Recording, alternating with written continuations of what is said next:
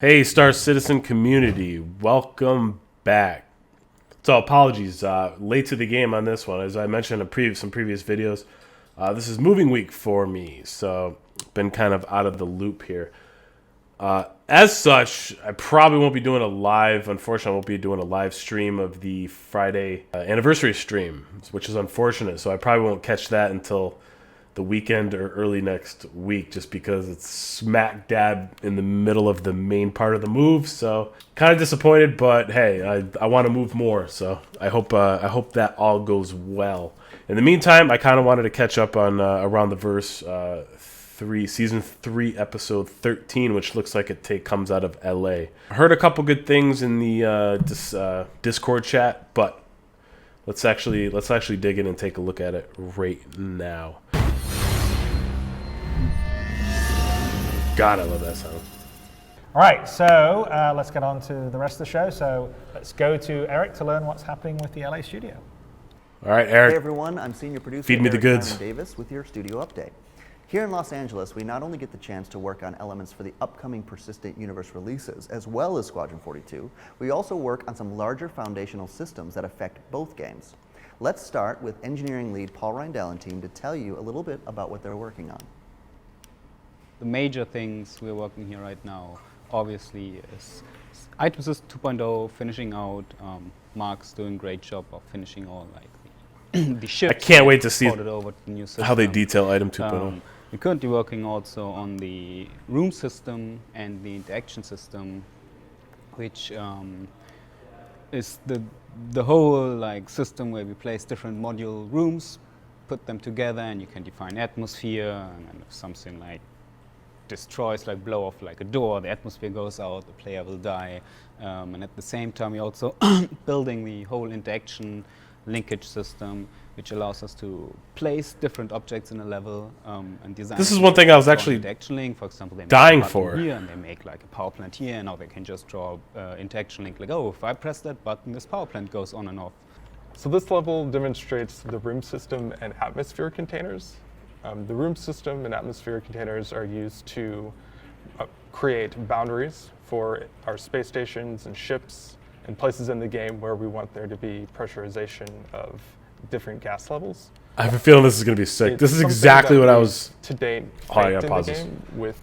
I don't know if you guys remember, but in the 3.0 Gamescom video, I got really excited and I started talking about a pressurized system or maybe some PvP play where people could blow out windows and everyone gets sucked out, and then there's like it goes down after like 5 seconds and there's repair. And then a couple of you guys commented back in that video saying, and you guys sent a link with very, very, very preliminary testing footage of that happening. So I'm wondering if this is actually that expanded out. So this is kind of cool, actually. The airlocks, and if you go into an airlock without a spacesuit, you'll die. But the system in place that does that isn't very general, and it doesn't allow for emergent gameplay. What we're working on now is a system that is a more proper way to handle pressurization and depressurization in the game. And it's still pretty early days for this. As you can see, this test level just has some basic boxes and shapes that define the room volumes. And we have some test assets in here just to play around with it. The spheres that are inside these volumes represent the atmospheric composition. So here the blue spheres are oxygen, and the red spheres indicate that room has been filled with carbon dioxide. Okay. The room system uses 3 main. So the blues are the interior types of right now. entities. One is the atmosphere container, which is the thing that has the atmospheric composition. So Closed for instance, off interior. if I come over here and look at this debug output, I can see that the composition in this particular room is 0.8% oxygen and 0.12% carbon dioxide. But if I walk into space, I have nothing. There's no atmosphere out here. So the atmosphere container is a very important part. The next one is the room. The room indicates the volume and the boundaries for the atmosphere that's connected to it. Later on, this will also be used to indicate security and power connectivity. But for now, we're just working with atmosphere. So that's atmosphere containers, rooms, and then the third Oh my important God. type is the room connector. So here, there's the yellow box around this door. Hacking career This yellow box advantages. We're indicates that talking. there's a connection between this room here and outer space. Neat sabotage. The room Oh, system man. uses these room connectors to try to create pressure equalization between different areas. Well, between the two spaces that the room connector connects. In this instance, the room connector is connecting a room to outer space. So if I open this door, the oxygen levels in the room are going to drop. If I walk into the room, we can get some debug output to see that, yes, the pressure in the room is dropping rather quickly. This And alone the pressure in the adjacent rooms is also dropping, although less quickly because it has to will traverse deal out a the shit ton of room. emergent gameplay. Now, having a system like this is really nice because it allows for more emergent gameplay. I could, for instance, close this door and close this door off and keep the pressure, or keep the depressurization localized to a certain space. Or I could reopen the door and allow for the oxygen levels in the other room to fill up this space so that the people on this side of Sorry, I'm going to keep pausing. I'm just thinking these awesome scenarios where like there's like a sabotage under like a hired spy or whatever. There's a sabotage mission where they're going through like a series. There's like a payoff at the end of it, right? But there's like almost like that Walking Dead episode last season where Carol and Maggie tricked everyone going into the kill floor, like the burn floor. Almost like that, where you actually trick someone into getting into a room or whatever, and maybe it's okay. Here's a better example. There's like an escort, so a bounty hunter is escorting maybe a live target or something, and they all go into a room, and I don't know. Maybe maybe they have a helmet. The guy has a helmet on instead of I don't know. I guess I gotta flesh it out, but like using that as a mechanism to kind of ambush someone, I should say. That's man, there's a lot of cool stuff. the space station don't die. For gameplay reasons, you might decide that it's useful to have the player actually interact with something that's next to it. In this instance, I have this laptop here. Like that laptop. Okay. The laptop has an interaction for an open and close, which is defined in DataForge. In DataForge, we can assign. So they could just have an arbitrary hacker sendable, terminal that someone's linkable, carrying, and they hacked by into it, links. and it opens This the just door means for that them. we can actually Gives them link flexibility this over interaction to something else. interactions. Linkable indicates that it can be linked. That's to pretty cool. by a different That's node. powerful. Lock by links means that we're going It's pretty to standard share stuff for the locking, which is the semantic games, I think, though. locking and unlocking of the interaction. I've also set up a proximity sensor here that will open the door Motion and sensor. close the door whenever I've entered the area Can- here. So if I walk in, the door opens, I think I fleshed out my example from the last if I walk section. out, Hold on. I'll tell you guys in the a door second. will close again. What's nice about this is it allows us to have self-contained behavior. So for instance, in this case, a proximity sensor, which then can be hooked up to something else to build up a more complex behavior, which is walking into an area and a door opening.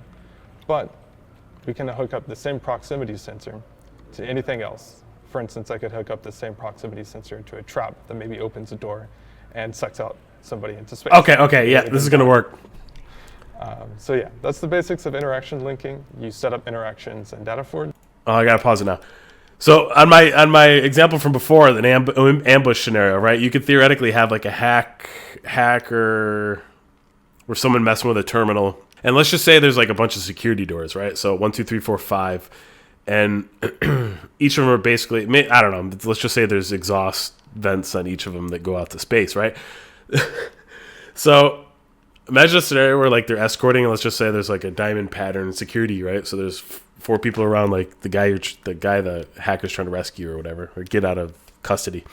So they're all walking, and all of a sudden, like he knows when, like it's like go, right? So he knows when to start running. So he gets a little bit ahead of the diamond security guys for whatever reason, and the guy's shutting doors behind him basically as a reaction. So the guy has like 2 seconds to get through each point in the door because they're gonna be like, and then vent them out. Bam! Now my example makes sense. That's cool. All right. So basically the whole sum of that was they can make a link to a link to a link to a link. It doesn't have to be just like press a button, walk up, and open a door, or proximity or laptop. They could actually link something to do something, which that does something, which that does something. So there's an insane amount of flexibility in interactions and what they cause or the consequences of those interactions. Not consequences, but the results. Create outcome. interaction links in the interaction That's link cool. panel. So its intention is to be super fast, super maneuverable, but very flimsy, so it can't really take that many hits. So you can see. I'm still looking for a ship that can do the horizontal movements very quickly. The ship has these Strafing gigantic movements. engines to emphasize speed. And some of the changes that we're going to be making when we move into Those don't the look like actual side thrusters, though. direction of Those the look ship like is, big ass. the wings, they have a very particular Velocity. shape, which we're going to sort of make them a little bit smaller, a little bit sleeker to emphasize speed even more. And we're also going to be placing maneuvering thrusters all around the main engines in order to give it the maneuverability that it needs to basically outmaneuver a lot Side of to the side, other right? hitting ships like the Hornet or the Super Hornet, which are essentially flying tanks. But this one will be a little bit more maneuverable. It just will not be able to take the hits. So with the Buccaneer, you're going to want to get in, do your damage, and try to avoid taking any damage. From a design standpoint, we also wanted. I'd like to learn more about main this one.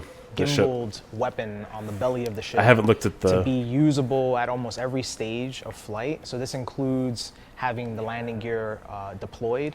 And in its current stage in the concept, the landing gear is sort of blocking the firing arc.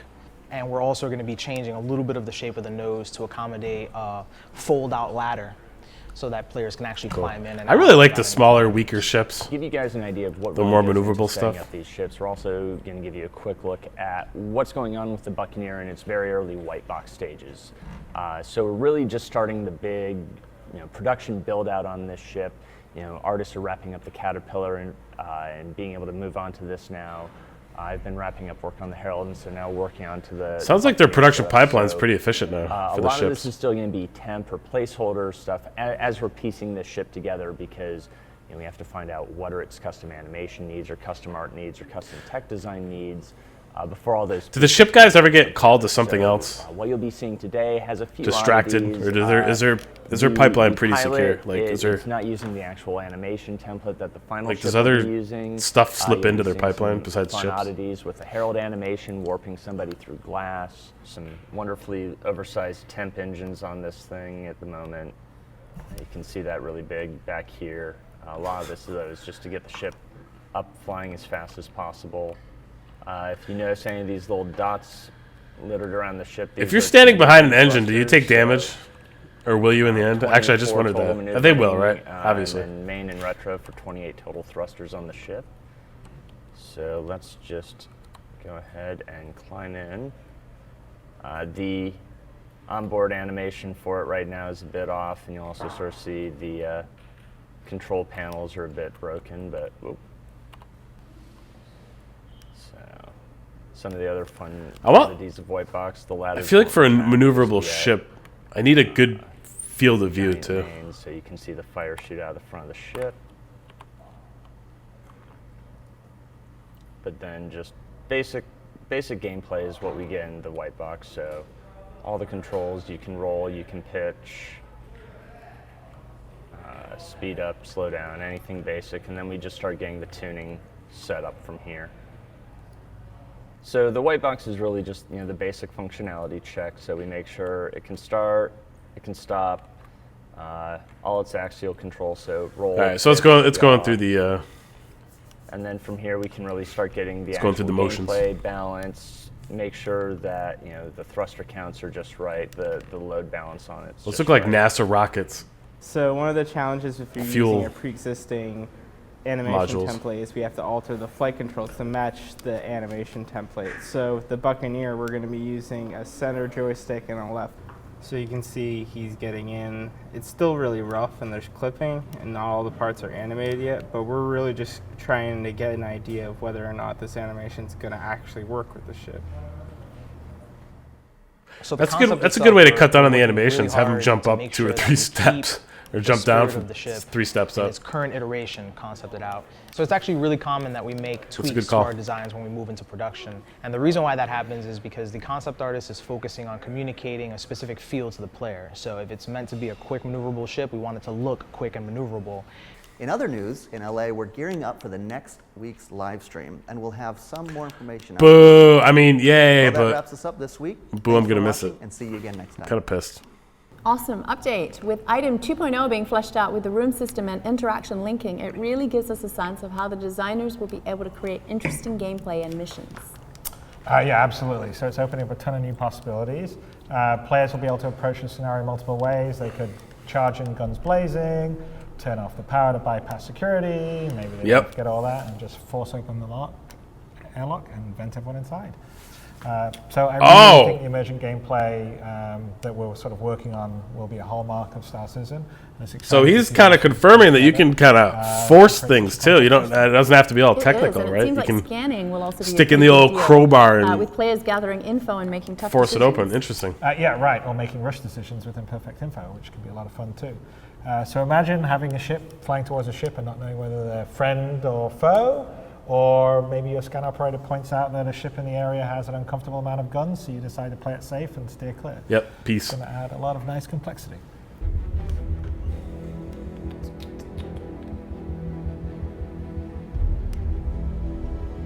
Much like the ship pipeline, I wonder if the character pipeline has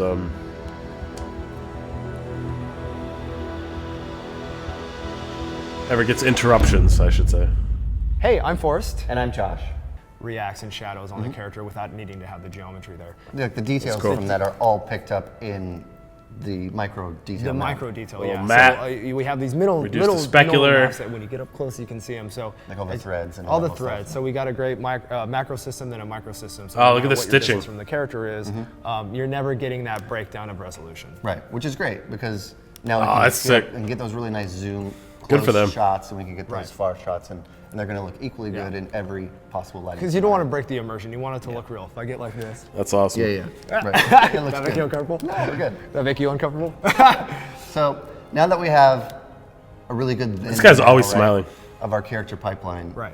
And then texturing and materials. 2D Can you get- concepting can you is get the very original, first step of character development, where a concept artist will provide ideas Star and Citizen sketches concept art. provided I'd by love to get my hands on. Yeah, exactly like that. I want to get like an original 2D design concepting sketch or is very something. important in our pipeline. Hang it in because my it's man cave. fast, It produces quantity of ideas. It's loose.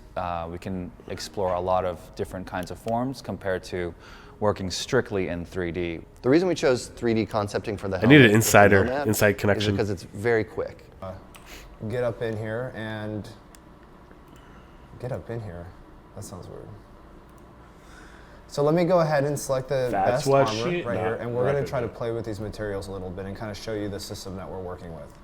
So over here we have our diffuse tint, diffuse wear, some gloss overrides.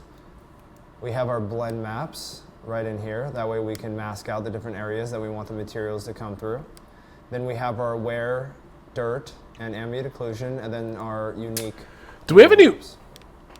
Do we have any So word on here we like have our our character colors, models, so like how tints, diversified we're going to be able to make different these objects. things?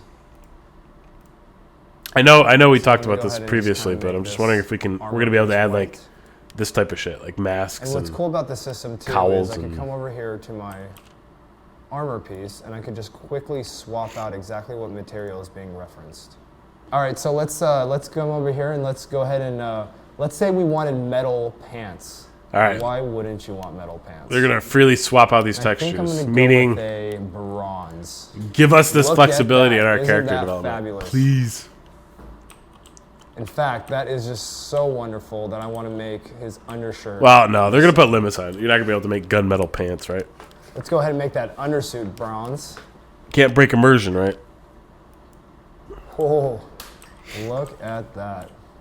Up here, we have a cloth attachment that actually kind of moves around when you rotate the character. It only doesn't move around, but it actually has a Real-time cloth physics, you shape can't applied beat to it, man. Man, these You can tools see have come we a get long this way. really nice Fresnel highlight on here.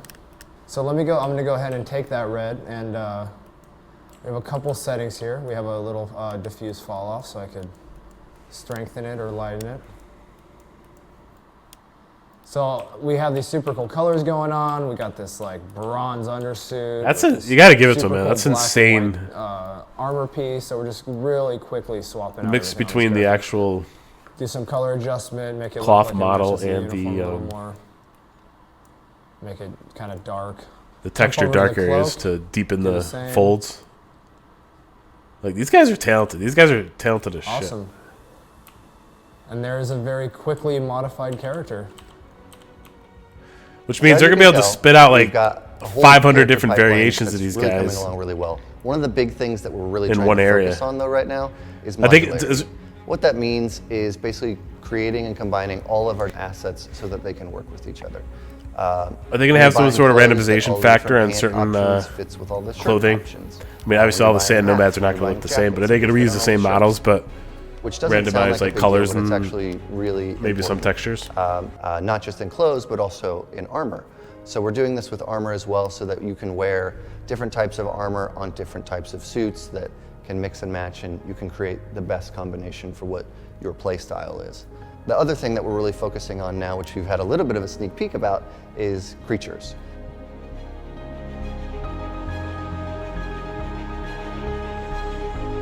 Of course, they're going to throw on the epic music now.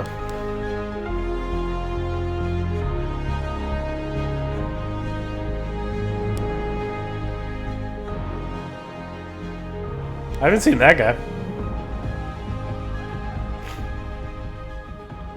So in the future, we're going to be doing all these awesome characters, creatures, worms, as you've seen, insects, alien life forms that are going to fill out these awesome worlds.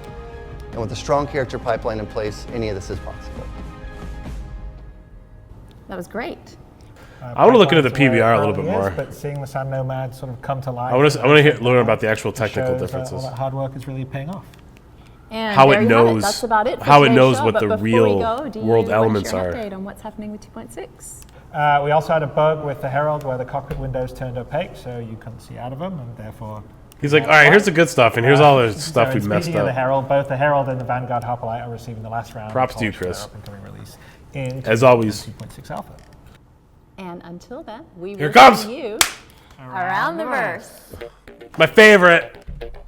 All right, a lot of cool stuff in there. All the character stuff. Glad they got the pipeline down. Good to see efficiency gains there from what I previously knew about. All the flexibility in the textures and textures and stuff like that, and the coloring and the texturing, I should say, leads me to think there's going to be a lot more diversity than I originally thought, which is pretty cool. So there might be like 5 or 6 different types of sand nomad characters, right? Some with cowls, some without. But even within that, the cowl could be one of 20 different colors or whatever. So they got a lot of flexibility there. So that's pretty damn cool. Obviously, the takeaway, the big thing in this for me personally was the atmospheric system and how they were fleshing that out. All these scenarios are just going through my head, like windows you could bust through. Imagine if they add this to PvP, like I was originally saying. They just have certain scenarios where you can like just bust like these rescues or these invasions or raids that can kind of bust through windows, and you have your helmets on, so everyone inside is caught off guard. So maybe you knock out half the force inside through oxygen loss, and you reduce their health or something, or maybe they even get sucked out. Maybe there's countermeasures too, where you can like hang on to something or grapple onto something. Maybe they'll put bars on the inside of like vulnerable parts where you can go and hold on. Again, these are my Total Recall fantasies coming through, where Quaid is hanging off the railings, hanging on for his life. But all these different kind of PvP scenarios, and again, there could be temporary stuff. So yeah, it blows out, but yeah, the security doors come down and they kind of, shut after 5 seconds. So you don't get that much of advantage. Just a little bit of a surprise factor coming into play. A lot of cool shit with that. A lot of cool stuff. Cannot wait to see kind of a further down the road version of that. The interaction system too, that's cool. That's good. There's a lot of cool stuff they could do, especially if they put some of those interactions in the hands of the players and like the different skills they can use through the tool. Yeah, a lot of cool stuff. Maybe there's like an info running or the hacking or the piracy or something. Whatever the hacking career, the technological manipulation, you could kind of do some really kind of complex hacks. It's not just hack this door or something, but maybe I can hack these series of doors and plan out some elaborate heists or elaborate, rescue operations, as I highlighted before. A lot of cool stuff with that. Really pumped about that. Yeah, before I go, let me just give another shout out to the Bar Citizen that's happening on December 2nd at Ace Bar in Manhattan. I still plan on being there. Everything's looking good for that. So again, last time was a blast. And again, the update this week, I'm in the moving and stuff like that, so I won't be able to live stream the anniversary event, but I'll watch it shortly after. I'll do a video on it, or maybe I'll even do a live stream after the fact if you guys want to kind of join in and relive the experience. All right, guys, appreciate you watching. Thank you. You guys are amazing. So this community is amazing. But all right, I will see you around the verse, guys. Wish me luck on the move.